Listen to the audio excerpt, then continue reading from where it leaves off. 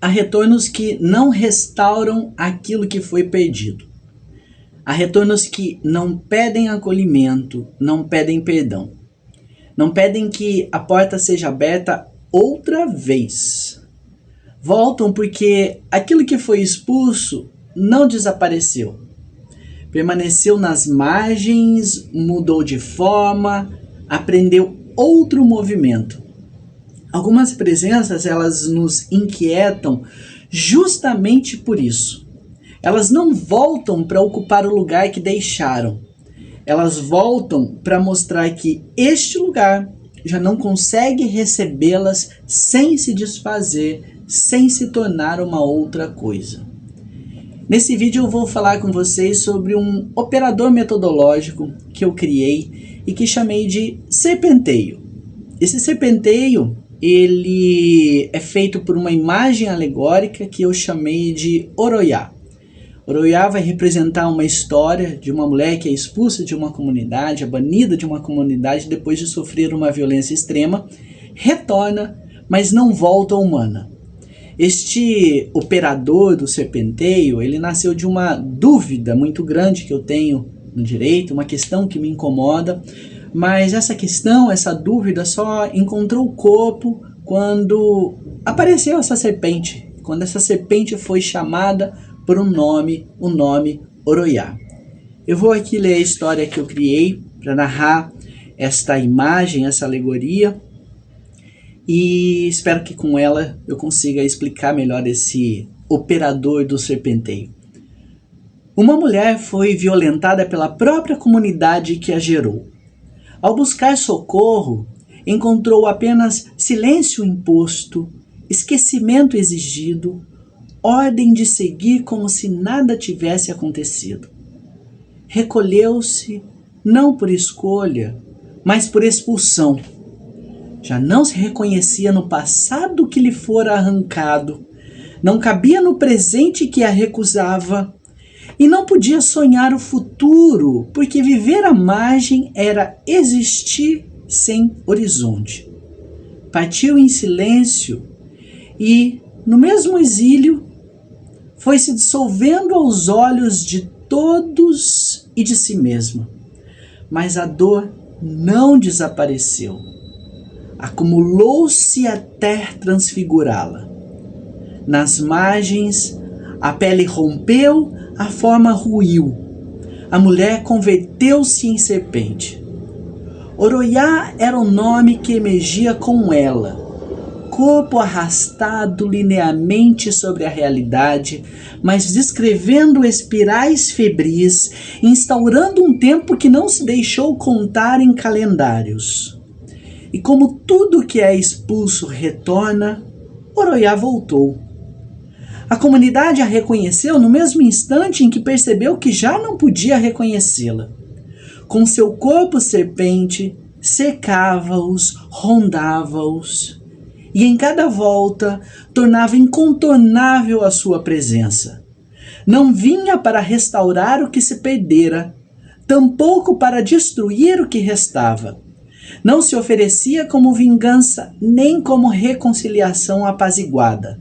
Serpenteava ao redor, lembrando e perturbando, inscrevendo-se como limite da visão, horizonte interrompido, assombro que não cessava. Quero destacar para vocês nessa história que eu criei um detalhe. Oroiá volta, mas não volta humana. Essa forma humana, essa forma que nos torna reconhecíveis como humanos, ela não é apenas uma forma de reconhecimento de si, uma forma de reconhecimento para si e para o outro. Ela também é uma forma, uma linguagem de classificação de si, ou de classificação das pessoas perante o mundo e perante si mesmos. É por meio dessa forma humana que uma vida ela pode ser nomeada, protegida, registrada, mas ao mesmo tempo esta forma humana, no momento em que ela é reconhecida, ela também é administrada, normalizada pelas categorias que, por exemplo, o direito vai reconhecer como válidas. É claro que esse governo da forma humana não é feito só pelo direito ou de maneira primordial pelo direito, mas por várias instituições políticas e sociais. Mas aqui eu falo do governo feito do direito porque ele é o meu campo de trabalho, né? O campo onde eu trabalho essa questão. Esse reconhecimento humano, ele nos dá esta vida dentro de uma linguagem, um sentido social. Nos dá direitos no seu sentido jurídico, né, no seu aspecto jurídico. Nesse caso do direito, esse reconhecimento ele pode produzir documentos, né, registros da nossa existência, dos nossos nomes. Ele pode impedir violências, né, a representação do humano mulher, do humano homem, dentro da dinâmica de violência de gênero. Pode redistribuir recursos, né, a identificação de pessoas mais pobres, pessoas que são afetadas por ações afirmativas, tornar relações possíveis, né? Nos representamos, por exemplo, em contratos para estabelecer relações com alguém. Ou seja, para entrar no mundo do direito, a vida ela precisa ser traduzida para a linguagem jurídica. Ela precisa dizer quem somos numa linguagem disponível. Ela precisa apresentar para o direito uma identidade inteligível por ele mesmo. Eu devo, por exemplo, mostrar ao direito que sou, um corpo que caiba dentro da sua própria estrutura. Como eu disse, isso se dá em vários planos. A política tem a sua forma de reconhecimento, a religião, o âmbito social, o âmbito cultural. Eu estou recortando aqui a análise apenas pela visão do direito, tá? E eu quero destacar aqui que algumas vidas fazem essa tradução, né, ou que algumas vidas são reconhecidas pelo direito com um custo bem menor, de uma maneira muito mais fácil. Elas conseguem ser reconhecidas facilmente pelo direito, porque talvez elas já são o próprio molde a partir do qual o direito se constituiu. E quando falamos desse molde, né, desses corpos normativos, nós estamos falando de vidas, né, de existências que já estão dentro do padrão da normalidade, entre aspas, dentro do padrão das normas. Mas outras pessoas entram na condição de humanos, mas humanos praticamente deformados. Para entrar nesse sistema, elas precisam caber, precisam se ajustar. E outras dessas pessoas, para entrar nesse registro do humano, elas nem chegam a aparecer como uma possibilidade, porque elas talvez nunca conseguirão se amoldar ou se adaptar a esse padrão. Veja que isso é um problema muito amplo, muito já investigado pela literatura, mas é uma insuficiência constitutiva disso que nós chamamos reconhecimento.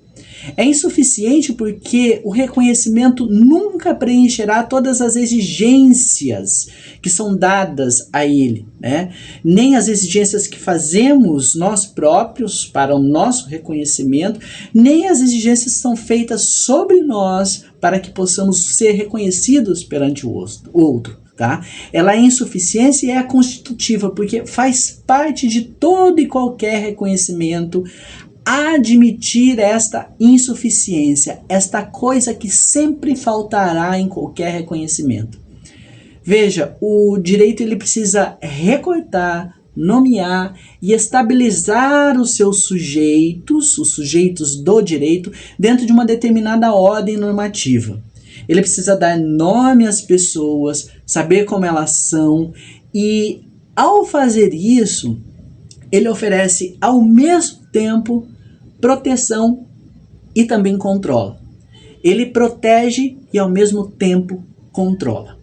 Aí eu volto para vocês para a história de Oroiá. Ela não foge para um exterior puro, para um paraíso, para um outro espaço, o reino das maravilhas, uma sociedade pura. Ela ronda o próprio lugar que a expulsou.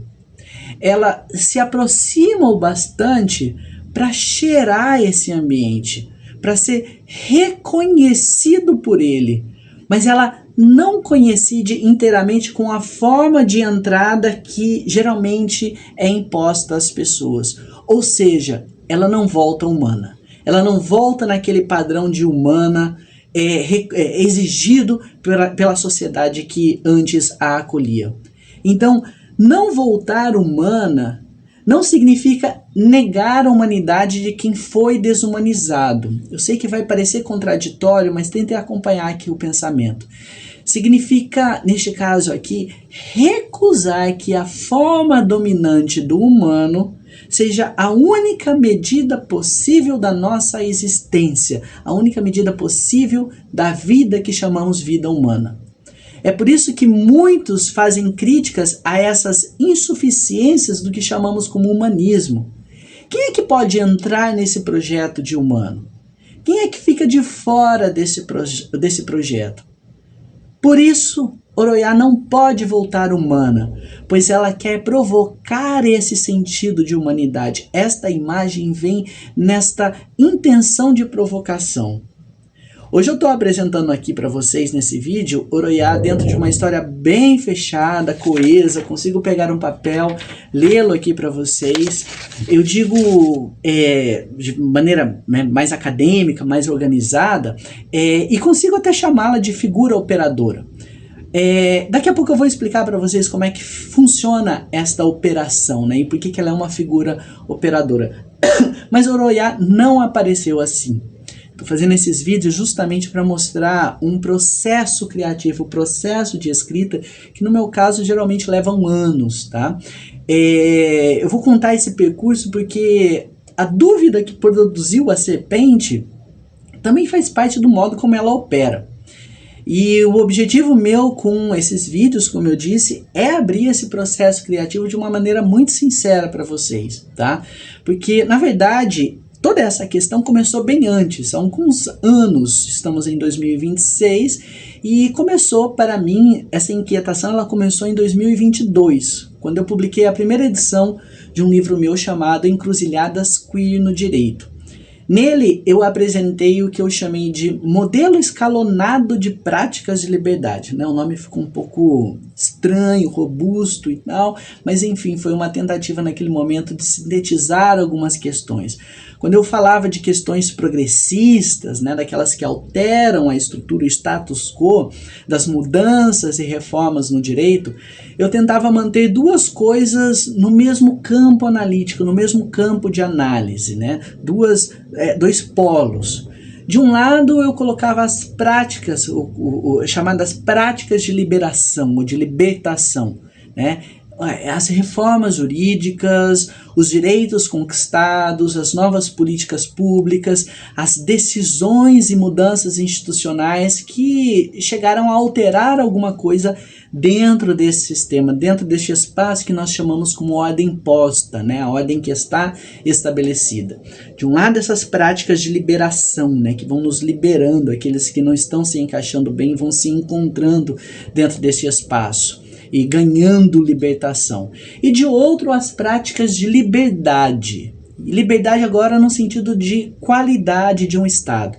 São formas de vida e de relação, de existência, de práticas de vida que excedem essas reformas, né, essas meras reformas do sistema e que não se deixam definir apenas pelo direito.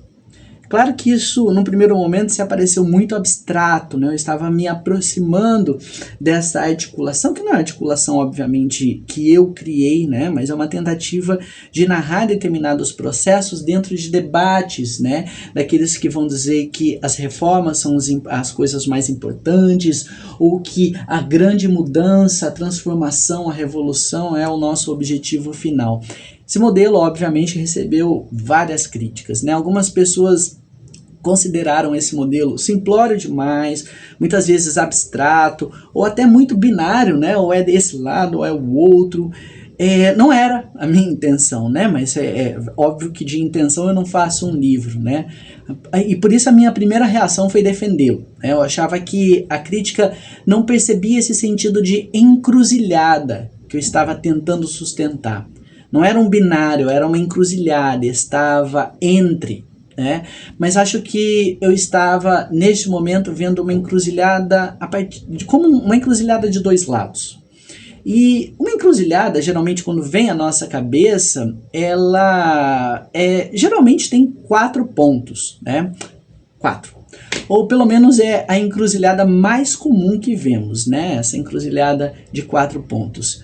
Então, este modelo, guarda essa questão da encruzilhada de 4 pontos para eu voltar lá no operador, quando eu for apresentar o operador mais à frente. Esse modelo escalonado, ele conseguia nomear esses 2 extremos. De um lado, essa reforma possível, né, dentro de um emaranhado de questões da nossa vida política e econômica, social, é isso que conseguimos. Do outro lado, aquilo que estaria para além da reforma. Só que esse modelo escalonado acabava falando pouco sobre o terreno que se encontrava entre eles. Eu estava falando de encruzilhadas, e cadê esse terreno entre eles? E este além, né, que advinha das práticas de liberdade, ele muitas vezes se colocava como algo muito perigoso, muito etéreo, né, porque as práticas de liberdade elas podiam ser tudo, né? Uma forma comunitária de cuidado que está fora dos sentidos tradicionais da nossa sociedade, uma nova invenção afetiva, né? Uma vida que escapa à norma.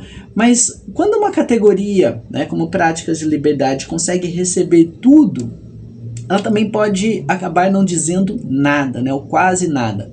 Poderia até virar um romantismo, né? O romantismo da exterioridade bonita, né? Aqui está tudo feio, mas lá fora é um mundo melhor. Lá no céu nós teremos acesso à liberdade plena.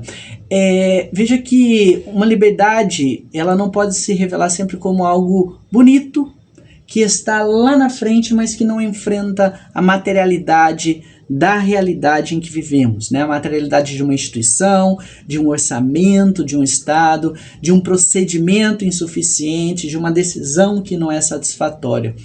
Aí eu fui testando esse modelo, né, a partir de 2022 e percebi que precisava descer mais, né? Inevitável, quando a gente começa a desenvolver um pensamento, a gente tem que aprofundá-lo mais. Mas eu não queria abandonar essa distinção, mas eu queria entrar nessa região em que talvez uma reforma ela deixa de ser apenas uma reforma e ao mesmo tempo ela não chega a se converter numa liberdade plena, porque é nesse entremeio que eu estava querendo trabalhar. Precisava encontrar alguma coisa que eu também pudesse chamar de, vou colocar aqui aspas, método, mas também não era um método que eu buscava. Não queria criar um modelo a ser replicado. Ou seja, eu não queria cair talvez num debate fechado sobre etapas, replicabilidade, cientificidade. Isso talvez não faria, não que isso não seja interessante, isso é importante para a ciência, mas isso talvez não faria justiça, não faria jus ao modo como eu compreendo uma analítica social. Eu estou falando aqui do âmbito social, não de outras áreas, ciências exatas e outras mais. Nesse caso, na ambiência social, da analítica social, o nosso olhar, ele é um olhar situado. Ele é um olhar que precisa se assumir como incompleto, como atravessado por quem olha, pelo chão em que pisamos, né, e pelas vidas que fizeram essa pergunta existir. No fundo, eu queria falar de coisas abstratas, mas com maior concretude. Com algo que é quase um método, mas não chega a ser o método, né? Apesar de ser um método, né? Mas que seja um método precário, aberto e instável. E para muitos isso talvez não seria um método científico, se ele é precário, aberto e instável. Mas isso é uma discussão de epistemologia da ciência, não quero entrar aqui. Mas no caso eu percebi que dar exemplos não bastava, né? Porque o exemplo ele continuava sempre subordinado à teoria, né? Primeiro eu explicava a teoria e depois ilustrava uma determinada situação. Eu precisava, no caso, dizer de outro modo, fazendo também jus aí à própria metodologia de ciências sociais, né? Precisava que a forma de narrar já fizesse parte da análise. Foi aí que a alegoria, né, esse conceito de alegoria apareceu como uma possibilidade para mim. O mais legal é que a decisão mais concreta de criar essa alegoria, ela não aconteceu na universidade, em debates acadêmicos, ela aconteceu numa mesa de bar, que geralmente é o lugar onde as melhores ideias surgem, né? Eu estava preparando, numa determinada ocasião, uma palestra para um evento que ia ocorrer em Belo Horizonte, E conversando com amigos, eu disse que neste evento eu queria contar a história de uma serpente. Nessa época a serpente ainda não tinha um nome, não era chamada de Oroiá. Eu tinha apenas uma leve decisão, né, um pouco imprudente, né, de colocar uma cobra no meio de uma discussão acadêmica sobre direito, liberdade, dentro de uma universidade. Os meus amigos naquele momento não botaram muita fé nisso que eu estava falando. Ou melhor, eles botaram aquela fé de mesa de bar, né? Sim, amigo, vai lá, bota fé no que você está falando. Na verdade, eu estava com muita vergonha neste momento, porque, pensa bem comigo, né? Algo mais trivial do que contar mitos sobre serpente? Quando a gente pensa em serpente, né, o mito sobre serpente ele já chega carregado das ideias de transformação, de perigo, cura, renascimento, circularidade. Era muito fácil, neste caso, né, produzir uma alegoria muito previsível. E não estou dizendo que Oroiá não seja uma alegoria previsível, né? Todo mundo pode explicar uma coisa falando de serpenteio, de ciclos que se abrem e se fecham, de cabeça e cauda, mas eu estou sendo bem sincero aqui com vocês a respeito de um processo criativo e assumindo também as minhas inseguranças sobre esse processo, né? Eu estava inseguro demais com essa alegoria. E essa insegurança me fez também, naquele momento na mesa de bar, de lançar outra ideia. Eu falei, olha, estou inseguro e, na verdade, eu vou escrever um texto e eu vou ler esse texto na palestra. Ler um texto sobre serpente numa palestra de direito, né? No ambiente acadêmico brasileiro, para quem não sabe, né, a leitura de um texto acadêmico numa palestra costuma ser recebida como alguém que tem falta de domínio, né, do campo em que ele está trabalhando, né? Improvisar na cultura brasileira parece demonstrar presença, né, grande sabedoria. Ler nessa terra do improviso não pega muito bem, mas confesso a vocês que foi isso exatamente que eu fiz. Então eu comecei a reunir histórias de serpentes, né, esse processo de uma pesquisa exploratória, seres serpenteantes, corpos que mudam de forma, figuras que retornam. Eu fui juntando, descartando, costurando, e eu não procurava apenas uma cobra para representar um modelo. Eu procurava um movimento que me permitisse entrar no problema que o modelo escalonado, esse que eu desenvolvi lá em 2022, havia deixado amplo demais. Então, o primeiro teste dessa ideia aconteceu naquela palestra que eu disse para vocês lá em Belo Horizonte. Eu abri o texto e li. Não havia nenhum recurso cênico, nenhuma imagem, a não ser o data show e tal, nenhuma preparação especial. Palestra tradicional, né? Havia essa história que eu estava lendo e um grande desconforto interno de não saber se aquilo funcionaria, primeiro dentro da minha cabeça, mas principalmente para quem estava ouvindo, tá? Essa cobra ela não estava pronta, essa serpente, ela não tinha o nome de Oroiá. Era só mais uma serpente que ia aparecendo por aí. Mas eu até queria compartilhar isso com vocês, né? Muitas vezes é a partir desta falta de vergonha ou a vergonha lançada que as histórias começam a acontecer, tá? Porque, de alguma maneira, ao lançar essa serpente para o mundo, né, já havia alguma coisa que rondava o problema, né? Alguma coisa que avançava, às vezes em linha reta, mas voltava, mudava de direção. E por isso que, depois da palestra, né, e aí não só de palestra vive uma ideia, tive que escrever, né? E aí saiu uma primeira versão de um artigo, né, nessa estrutura acadêmica que muito utilizamos, tá? E aí enviei um artigo com esta ideia, numa primeira versão disso que eu estou falando para vocês, para um dossiê de uma revista. E esse artigo, né, ele continua em avaliação ainda nessa revista, ainda vai passar por avaliação de pares. Mas eu estou falando para vocês de uma ideia em processamento, tá? Porque a história continuou, a serpente continuou a serpentear, né?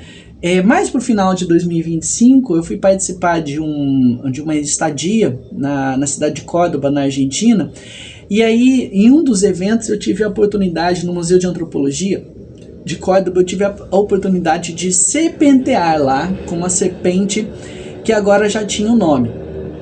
Eu dei um nome para ela, Oroiá, e vou explicar para vocês, tá?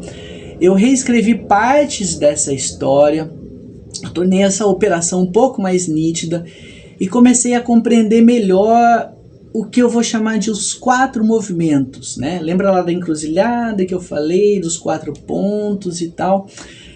O mais legal foi que, ao falar novamente sobre essa ideia, né, ou a rememorar, ou a serpentear novamente essa ideia, aí sim eu consegui compreender um eixo de uma questão. Então veja, nem sempre que a gente está falando com muita autoridade, muita certeza, a gente está efetivamente seguro daquilo, né? Os comentários que eu recebi nessa palestra, ao final dessa palestra, eles acabaram me dando a certeza de que essa serpente ela realmente estava viva. E aí foi ali talvez que eu perdi a vergonha e assumi publicamente a minha cobra, a minha serpente, tá? E lá eu recebi a informação de que havia outro dossiê aberto para uma revista argentina, a revista Polêmicas Feministas. Aí eu pensei, né, por que não? Seria legal um serpenteio na revista Polêmicas Feministas. E lá vai eu mandar mais uma versão da serpente, né? Tava quase virando uma anaconda, de tão esticada que tava ficando essa serpente, né? Ou melhor, ela tava trocando de pele, né? Mais bonito, mais alegórico. O legal desse processo é que você vai se revisitando, vai repensando as coisas e vai também talvez trocando a própria pele, né? E ao enviar esse artigo para essa revista, eu recebi os pareceres, né, dos pareceristas. Toda vez que você envia um artigo para a revista acadêmica, tem que ter uma revisão por pares, né, que você não conhece e tal. E foram pareceres muito interessantes e que me ajudaram a perceber coisas que ainda estavam faltando. Mas sempre vai faltar, tá? Mas para aquele momento, para mim, estava faltando pontos muito objetivos, né? E aí pronto, a primeira publicação de Oroiá aconteceu. Está lá em espanhol, La Serpiente Oroiá. É uma edição, acho que é final de 2025, início de 2026, o artigo essa versão espanhola já está publicada. E você acha que essa cobra sossegou? Não. Porque no final do primeiro semestre de 2026, já neste ano, eu produzi uma terceira versão. Ou seja, a cobra, a serpente, trocou de pele outra vez. E essa terceira troca de pele, talvez é a que eu considero a mais bem resolvida até agora, tá?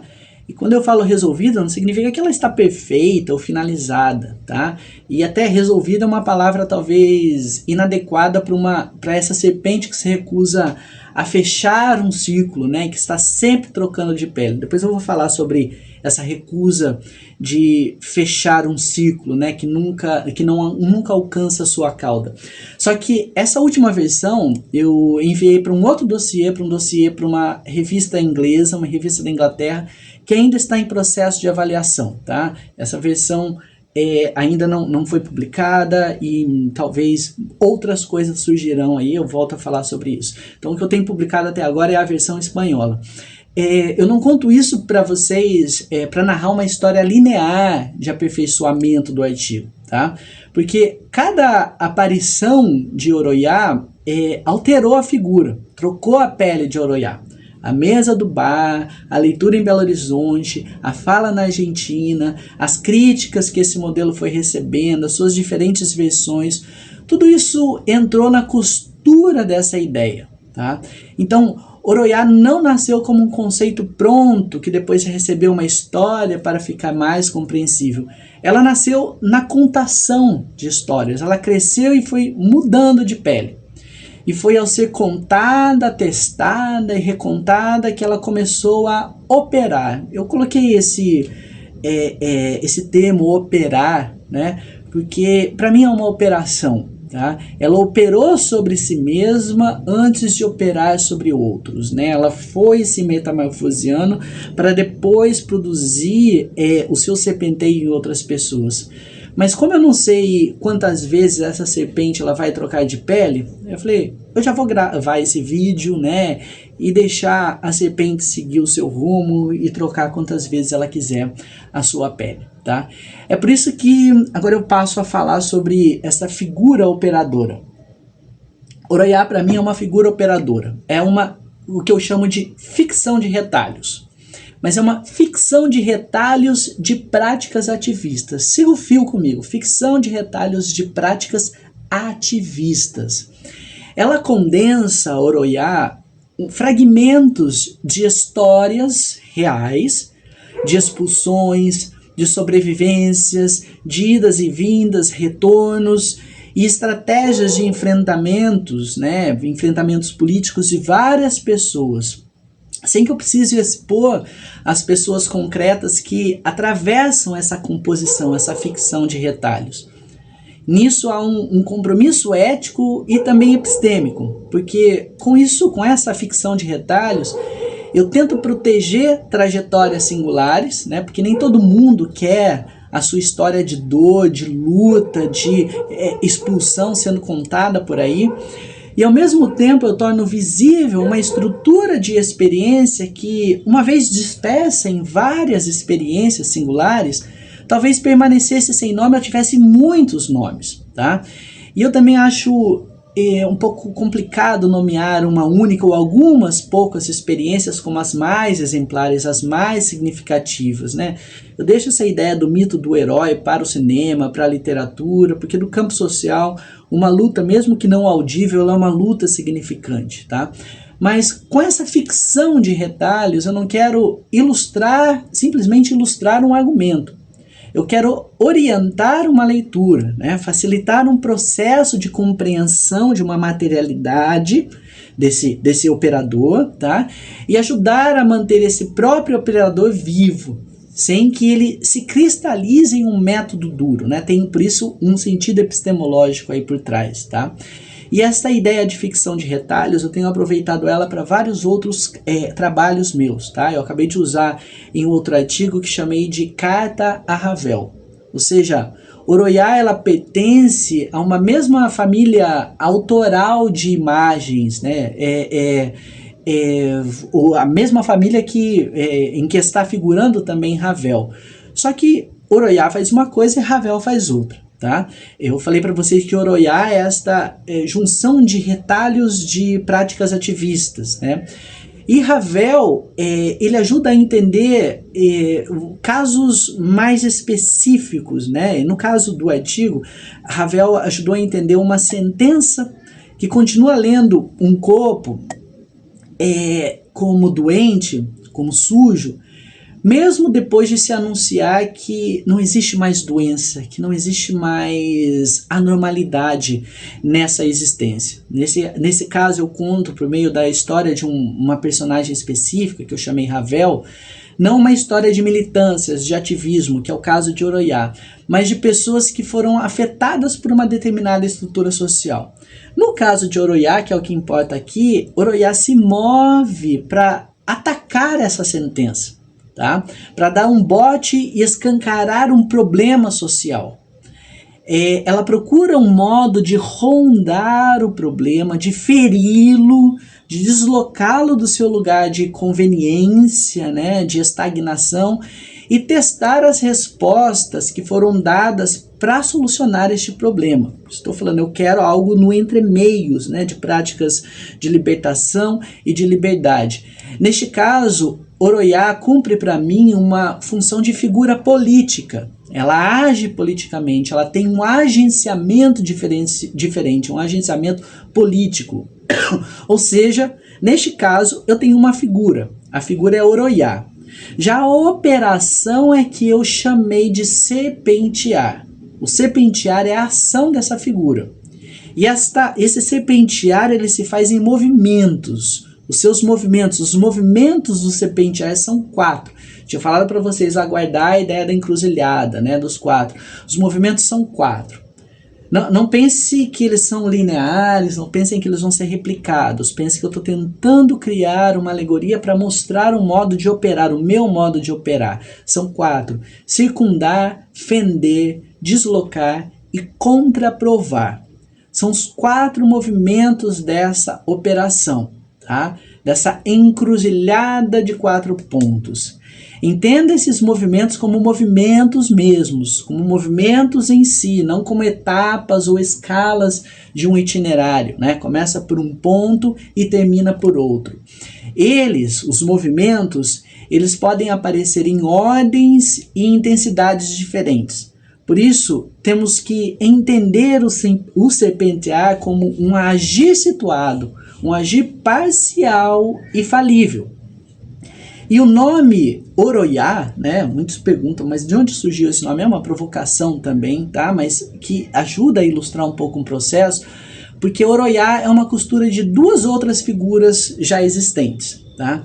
De um lado, uma figura que nos aparece como universal praticamente, né? Universal no sentido muito retórico aqui, tá? Porque é uma figura que se encontra em praticamente todas as culturas, né? Já se universalizou. A figura do Ouroboros.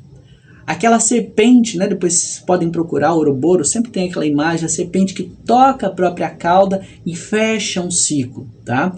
Então tem o Ouroboros por um lado e do outro lado uma figura bem brasileira, bem iorubá, Oiá, Orixá Oiá, que é mais conhecido também em determinados lugares como Yansan, a orixá do vento, a força de vento, a tempestade, a orixá que traz transformação e faz passagens acontecerem, né?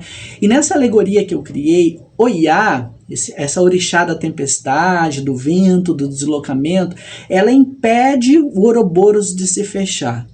A cauda e a cabeça, né, que quase se encontram, elas de alguma maneira não conseguem se encontrar. Essa serpente faz com ela não consegue encontrar, a sua cabeça não consegue encontrar a sua cauda e ela permanece sempre aberta. Não acontece como na maioria dos mitos de serpente, né, o encontro da cabeça com a cauda.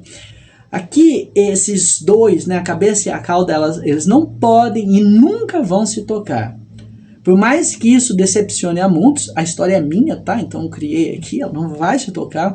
Essa história ela não tem fim, ela não se fecha, ela não pode ter um desfecho, um suposto ou final feliz ou catastrófico. Então eu me aproprio de Ouroboros e Oiá, sabendo que isso é uma apropriação, tá? E, obviamente, uma deturpação, muitas vezes, seus sentidos originários, não é isso? Mas não faço aqui uma exegese religiosa e também não quero ser fiel aos mitos, né? Saber de onde saiu o mito, a sua origem, a sua perfeição e tal. Essa é uma composição que se situa no Brasil, na América Latina, e dialoga lateralmente com esses mitos transculturais, como o caso de Ouroboros, e o pensamento afro-brasileiro. Então, para mim, Oroiá essa figura que encontra ressonância muito especial naquilo que um autor chamado Luiz Rufino nomeou como pedagogia das encruzilhadas. Por meio dessa pedagogia, Exu, o orixá Exu, aparece como o princípio do cruzo, da rasura, né? Ele é a ginga, uma síncope, né? A própria transmutação. Com isso, eu faço com que essa imagem de Oroiá promova uma inter-relação entre corpo, linguagem, saber e mundo, a própria realidade. Tudo isso dentro de um tempo diferente. Tá? Ou de uma classificação diferenciada de tempo. O tempo dessa operação de Oroiá é um tempo espiralar. O tempo espiralar no mesmo sentido desenvolvido por uma outra autora chamada Leda Martins. O tempo que retorna sem coincidir, que dobra o passado no presente e não trata a linha reta como a única forma de avançar. Então veja que a encruzilhada, que eu retomo do título do livro, na encruzilhada queer no direito, eu queria que vocês entendessem que o sentido de encruzilhada aqui não é o sentido da indecisão, né? De estarmos encurralados numa encruzilhada, naquele sentido negativo. Na verdade, quando eu uso a palavra encruzilhada, eu uso a palavra naquele sentido, naquela condição que muitas vezes narra caminhos heterogêneos que cruzam sem se fundir, tá? Veja que estamos nas nossas vidas constantemente diante de vários caminhos, várias possibilidades. Eu posso encarar essa abertura a vários caminhos como um problema, nossa, há várias opções, ou como algo inerente à condição humana. Seguimos, caminhamos, decidimos, continuamos caminhando e decidindo. Veja que no direito, né, muitas vezes a gente usa esse sentido de encruzilhada no seu sentido negativo, né, como um problema, e que muitas vezes aparece, né, em duas tentações, vou assim dizer. Primeiro é quando essa tentação, né, faz com que a gente tente imaginar que sucessivas reformas, sucessivos aperfeiçoamentos do direito irão resolver as violências que o próprio direito ajuda a organizar. Imaginamos muitas vezes que existirá um dia um direito perfeito e nenhuma nova encruzilhada se formará porque atingiremos essa perfeição. Esta é uma das tentações. A outra tentação que esta ideia da encruzilhada no sentido negativo nos traz é quando consideramos que toda resposta institucional dada pelas instituições da nossa sociedade, né, todas as respostas dadas pelo direito, pelas instituições, é algo que já é capturado desde antemão, que é sempre problemático, que está sempre viciado, contaminado pelas dinâmicas de dominação, né? As dinâmicas do capitalismo, da moral dominante, como se nenhuma reforma que fazemos no direito pudesse, sei lá, redistribuir um recurso de modo mais igualitário ou tornar uma vida mais praticável, uma vida mais vivível. Então, uma das tentações, a primeira, leva a gente a um otimismo institucional, muitas vezes romantizado, né? É só reformar mais um pouquinho, é só acreditar mais no sistema, que daqui a pouco tudo estará perfeito, tudo estará resolvido. A outra das tentações, a de achar que está tudo viciado, que tudo já nasce defeituoso, leva a gente a um niilismo crítico, mas que é movido por uma constante desesperança, né? A uma resposta sempre drástica e negativa que, de alguma maneira mágica, ela sempre conhece o resultado e não observa os seus efeitos, né? Os efeitos de uma determinada medida. Veja que Oroyá, ela permanece em um ponto incômodo.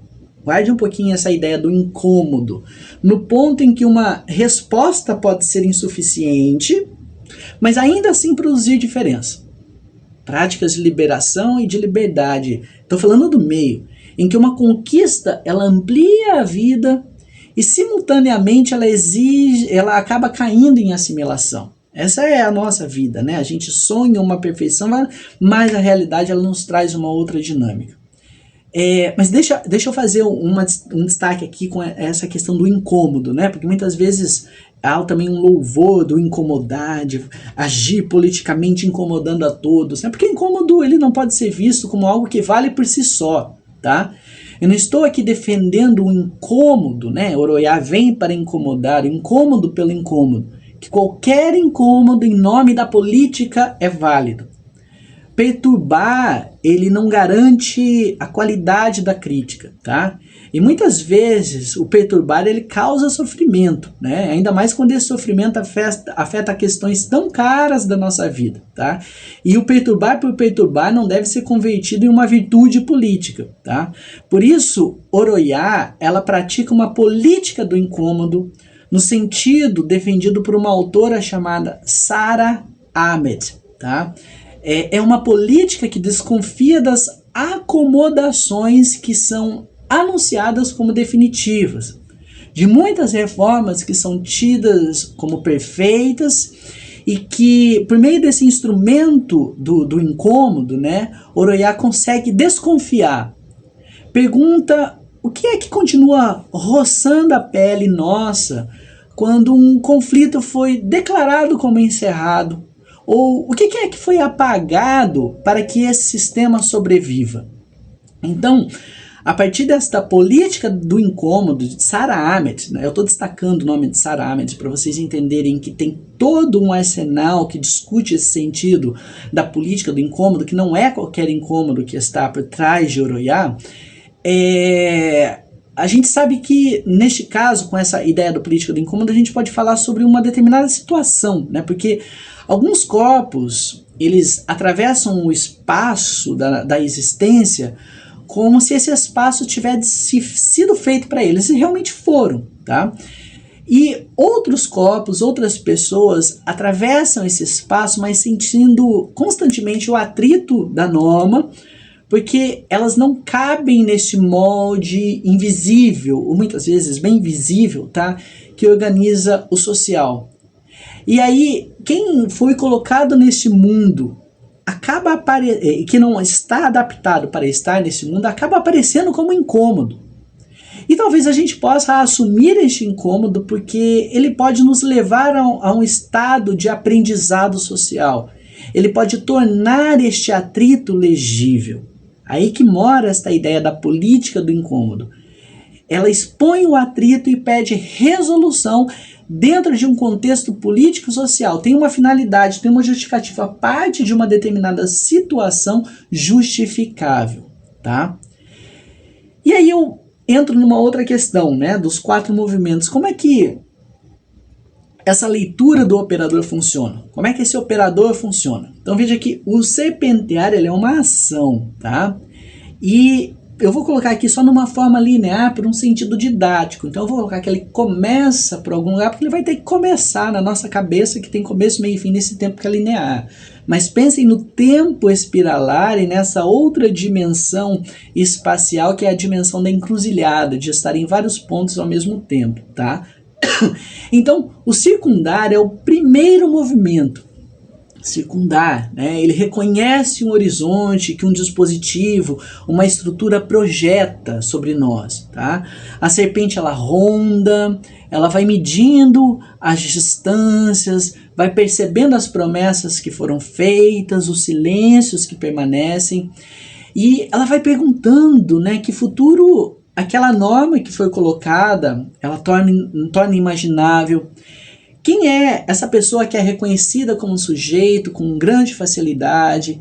Que vínculo é chamado de família na nossa sociedade? Que vínculo não é chamado de família? Quais práticas de cuidado, de afeto são possíveis?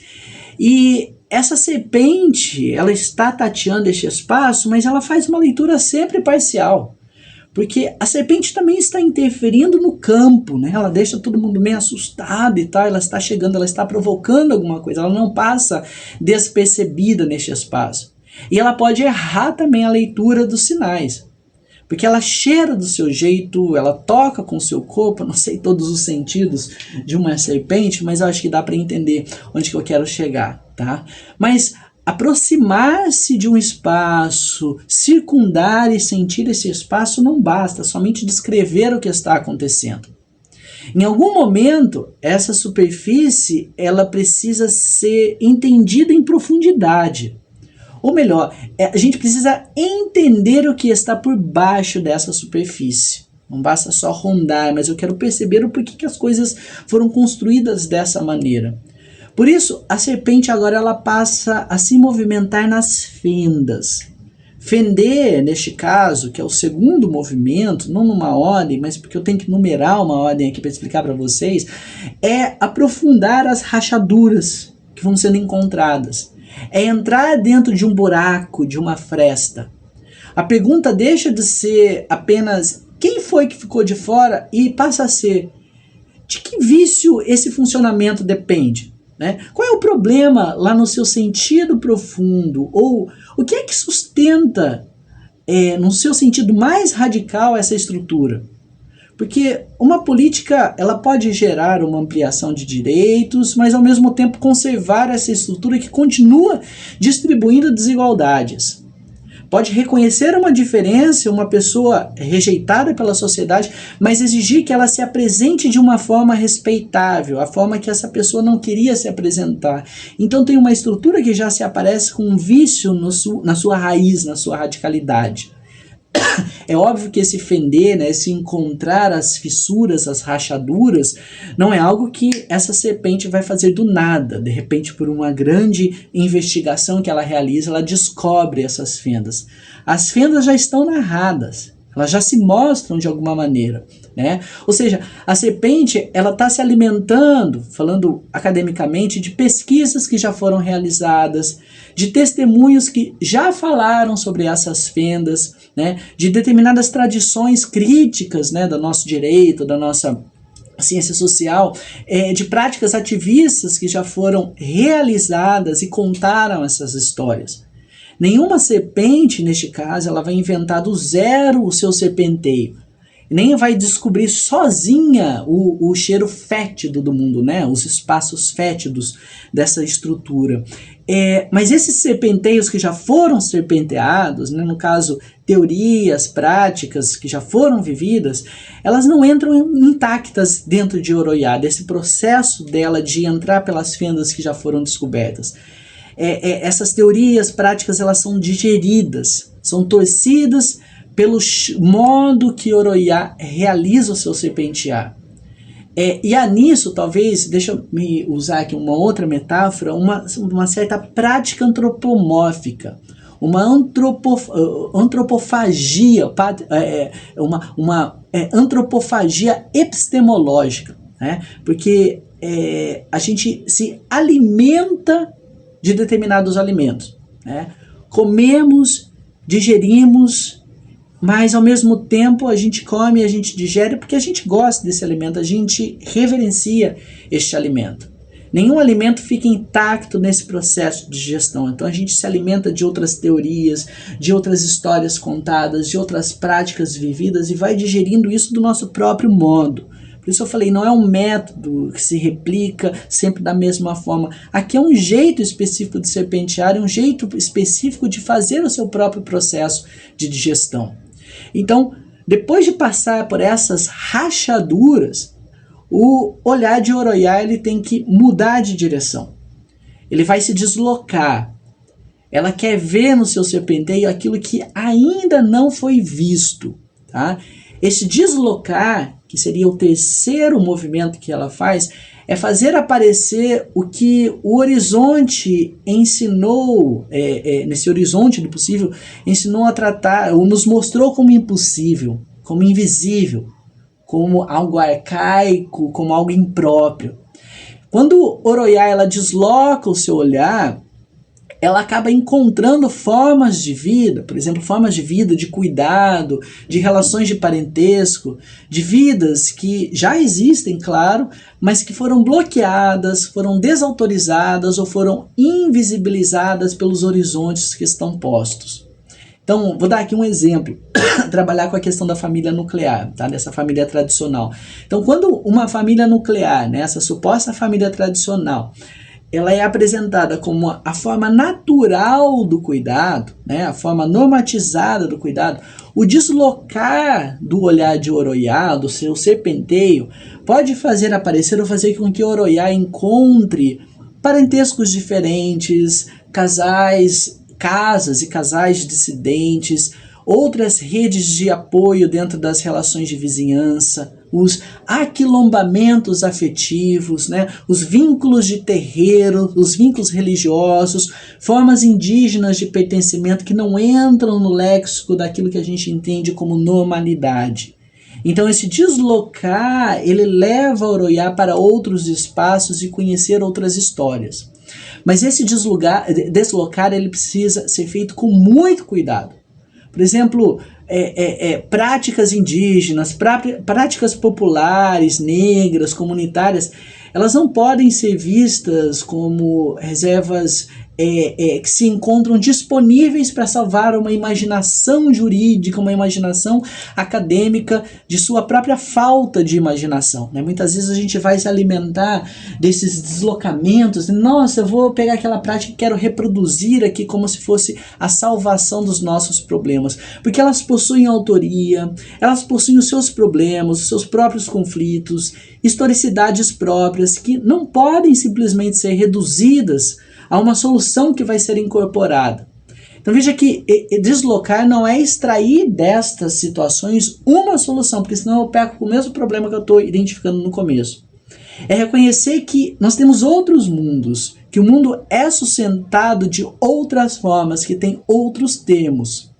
Mas esse cuidado do deslocar, ele deve ter sensibilidade para perceber que também muitas práticas tidas como fora do padrão, elas existem fora do padrão porque foram feitas a partir da precariedade. Não porque elas quiseram ser feitas dessa maneira, mas porque não tiveram a possibilidade de viver plenamente e por isso estão excluídas e precisaram inventar outras formas. Muita gente inventa horizontes, não porque querem habitar esses outros horizontes dessa outra maneira, esses outros espaços dessas outras formas, mas porque não foram permitidas, a elas não foi dado o direito de habitar os horizontes do mundo. Então, o deslocar não pode levar o Oroiá a romantizar os outros horizontes ou se apropriar desses horizontes. E aí, essa serpente ela tem que voltar, né? Porque senão ela também vai se perder nesse processo e eu estou tentando desenvolver algo que fica no entremeio desses processos. Mas lembre-se sempre, quando eu digo que volta e quando expõe esses movimentos em um certo encadeamento, é só para fins didáticos. Eu não quero que você imagine que isso segue uma sequência. Eu estou falando de um tempo espiralar, de uma serpente que se entrecruza, que sobe em cima do próprio corpo, que vai e volta sobre o mesmo lugar. E de tanto ela serpentear, ela consegue sentir bem o terreno, ou espero que ela consiga sentir bem esse terreno, senão ela vai serpentear várias outras vezes, trocar de pele várias outras vezes, para ter condições de examinar as respostas que esse sistema acabou oferecendo para os problemas que foram expostos e ele tentou solucionar, para as rachaduras que ele tentou fechar, para as fendas que ele tentou tapar. É por isso que eu chego a este quarto momento, que é o contraprovar, né? Contraprovar, ele não vai procurar uma outra fissura, porque a fissura já apareceu lá no fender. O que o contraprovar examina agora é a costura, o remendo que foi feito, o remédio que foi aplicado a esses problemas. Então, quando o dispositivo, quando uma ordem ela é confrontada com uma violência que já não consegue esconder, tem que assumir isso como um problema, ele acaba respondendo, né? Vai lá, reforma, cria uma regra, cria um novo protocolo, né? Reconhece um novo sujeito de direito, abre um procedimento novo, oferece um tipo de reparação social, redistribuindo o recurso na forma de bolsa, na forma de alguma cota. Ou muitas vezes acaba simplesmente mudando o seu vocabulário, né? Porque muitas vezes troca o nome das coisas, mas conserva um funcionamento sem mudar nada, na verdade. E dentro desse movimento de contraprovar, que seria nessa didática o quarto movimento, eu chego às suturas. São essas suturas que Oroiá irá comprovar.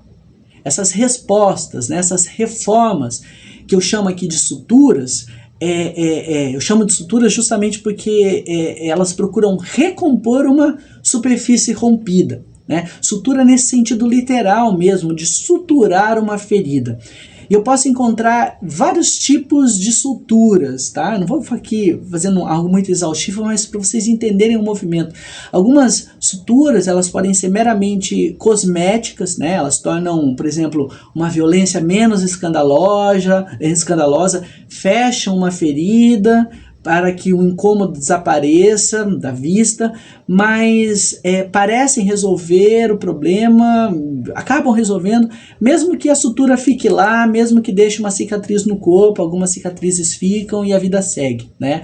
Outras suturas, elas acabam sendo muito parciais, ambíguas, né? ou insuficientes, mas obviamente são relevantes, né? Porque elas podem transferir recursos, mesmo que insuficientes, diminuindo, né, um recurso insuficiente, mas que acaba diminuindo uma desigualdade material, né, abrem espaço para uma contestação, um questionamento político, ou obrigam, por exemplo, uma decisão que é tomada a ser justificada perante todos, né, deslocando para o poder público outras funções, né, ou custos que antes recaíam privadamente sobre sujeitos, sobre famílias, readequando a estrutura da sociedade. Assim, este contraprovar, ele não vai perguntar se a resposta, né, ao olhar essa estrutura, se essa resposta resolveu absolutamente o problema ou realizou uma liberdade plena, forneceu uma liberdade plena. Esse contraprovar, ele pergunta se esta resposta, se essa estrutura produziu alguma mobilidade real. Ele quer contraprovar o que já se mostrou como alguma coisa, alguma resposta. Ele quer saber se essa estrutura tornou uma vida mais praticável, se permitiu que algo antes bloqueado pudesse ser exercido, tá? E aí 3 perguntas ajudam e nos ajudam aqui, e elas podem ser feitas para compreender melhor a situação, né, essa situação do contraprovar, e realizar, né, de maneira mais profunda essa contraprova, tá? Eu posso perguntar, por exemplo, se houve redistribuição material, se os recursos foram redistribuídos, o tempo, a infraestrutura, o acesso. Eu posso perguntar se houve, se esta resposta oferecida ela permite ser contestada, se ela ofereceu uma justificativa, se ela fomentou a participação das pessoas envolvidas ou se simplesmente transformou essa luta em um formulário, em mais burocracia, se postergou a luta para um outro momento ou se acabou escondendo o problema. Tá? E eu posso também, já numa camada mais de mudança radical social, perguntar se esse custo social ele deixou de ser um custo meramente privatizado e passou, ao menos em parte, a uma responsabilização pública e coletiva, né? Compartilhando esta ideia da redistribuição social. Essas três perguntas conversam muito com o desenvolvimento teórico que Nancy Fraser, uma outra autora, faz entre reconhecimento, redistribuição e representação, tá? Mas só para mostrar para vocês que tem uma conversa com outros autores e conversas entrecruzadas entre processos. E é aí, nesse ponto, que eu volto à dúvida que começou lá em 2022, lá com o meu livro Encruzilhadas Queer no Direito. Disse lá no começo para vocês, e no livro também, que o modelo escalonado, né, que no modelo escalonado, que direitos, reformas, políticas, tal, as práticas de libertação não constituem a liberdade toda, né? As práticas de liberdade, a qualidade disso fica no outro lado. Mas elas podem sempre criar condições materiais para que essas práticas de liberdade, que antes estavam bloqueadas, possam começar a acontecer, tá? A liberação e liberdade, liberty and freedom, dois lados de um processo, são faces de um problema. Só que essas faces não são degraus, né? Primeiro algo e depois chegar ao outro, né? Não existe um exterior puro, né? E degraus que alcançamos para chegar a esse processo. Essas práticas atravessam-se elas acontecem dentro de relações de poder, tá? E a gente trabalha com a qualificação disso, né? A verificação de quais são os estados de dominação total que impedem toda e qualquer forma de libertação e nenhum exercício de liberdade, e quais são aqueles casos que conseguem nos liberar, mas mesmo assim são insuficientes, tá? Essa ordem ela sempre se revelará para nós como uma ordem viciada, como eu disse lá no começo, que o reconhecimento de nós será sempre um reconhecimento precário. O vício, ele é um princípio constitutivo desta ordem, mas eu tenho que entender que muitas dessas reformas, elas materialmente provocam mudanças reais.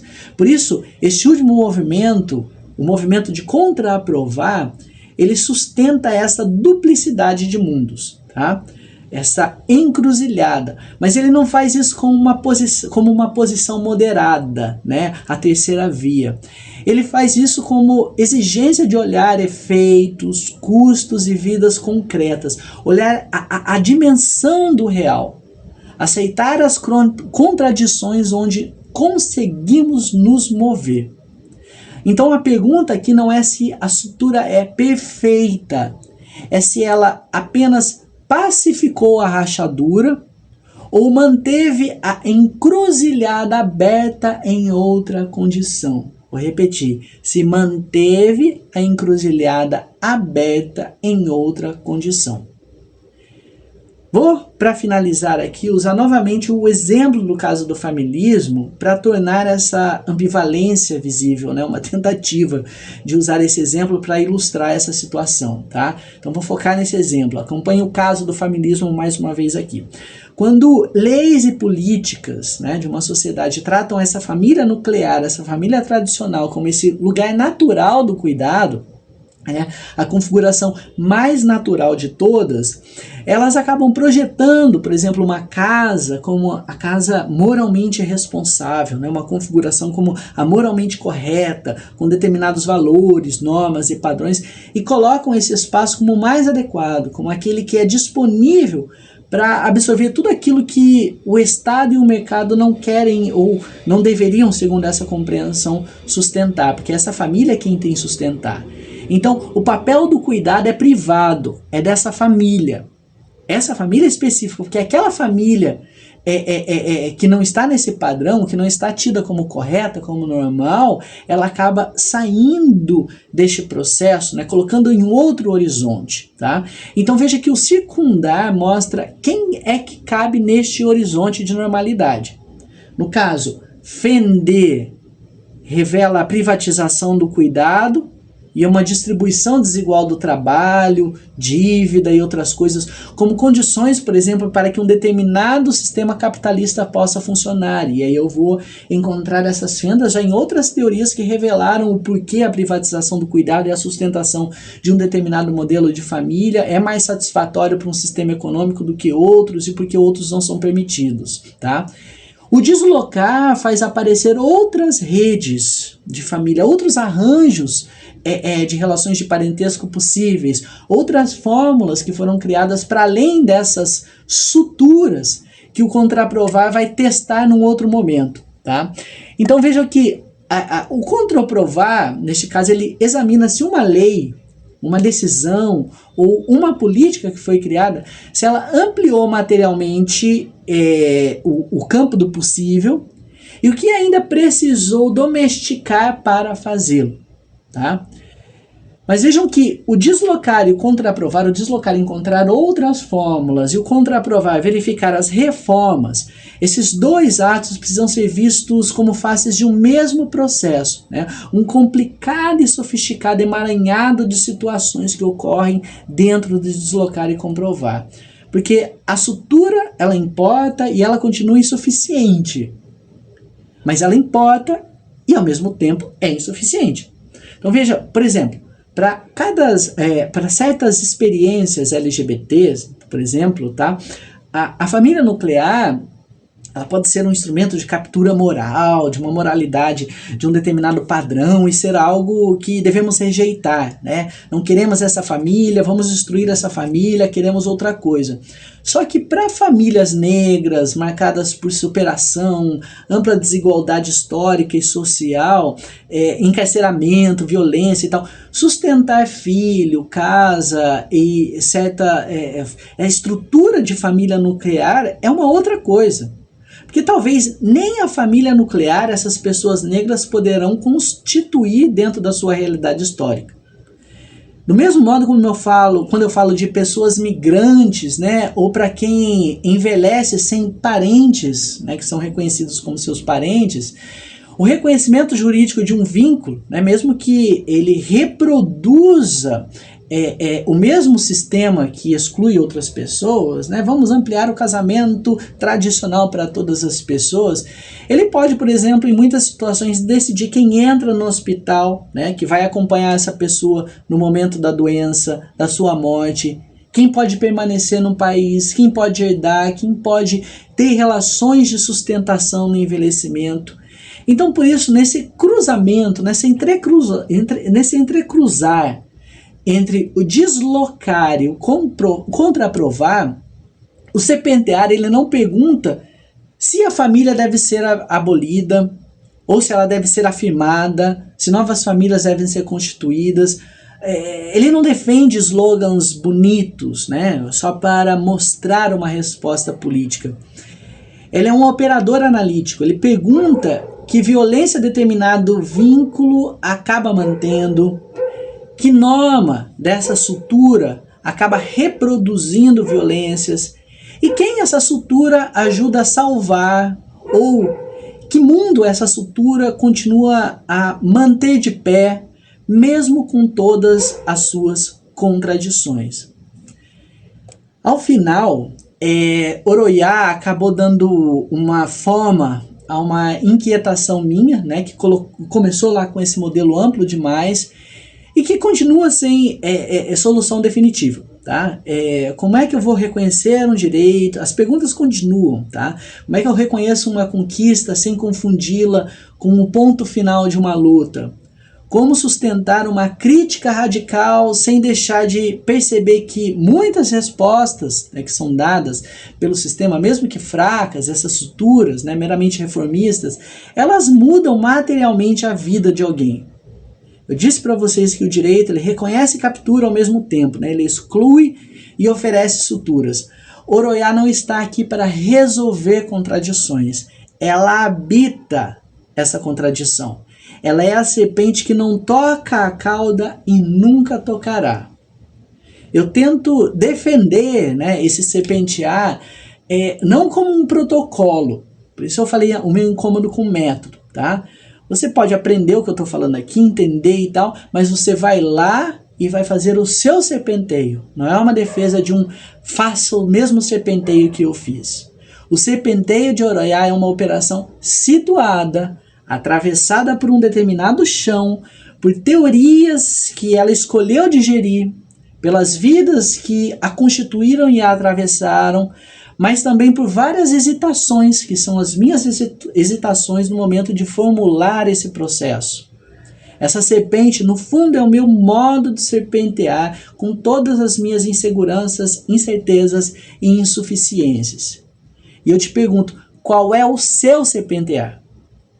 Porque a imagem que eu deixo aqui não é da serpente que vence, nem a serpente que revela um caminho correto a ser seguido, nem essa serpente que destrói tudo, acabando com o mundo e muitas vezes consigo mesma. Oroyá é uma alegoria que questiona o que entendemos por humano. Essa serpente que não volta humana, que questiona o que temos como destino e por isso serpenteia num tempo que é espiralar e num terreno que é uma encruzilhada. Ela assume para si que estas suturas podem falhar, que o vício sempre retorna e que a liberdade não se deixa capturar por uma boa definição, por mais bonita que esta seja. Para Oroyá, né, resta uma tarefa, que não é uma tarefa de todas as serpentes: serpentear sem tocar a própria cauda. E eu termino relendo o final da história de Oroyá. Com seu corpo serpente, cercava-os, rondava-os, e em cada volta tornava incontornável a sua presença. Não vinha para restaurar o que se perdera, tampouco para destruir o que restava. Não se oferecia como vingança, nem como reconciliação apaziguada. Serpenteava ao redor, lembrando e perturbando, inscrevendo-se como limite da visão, horizonte interrompido, assombro que não cessava.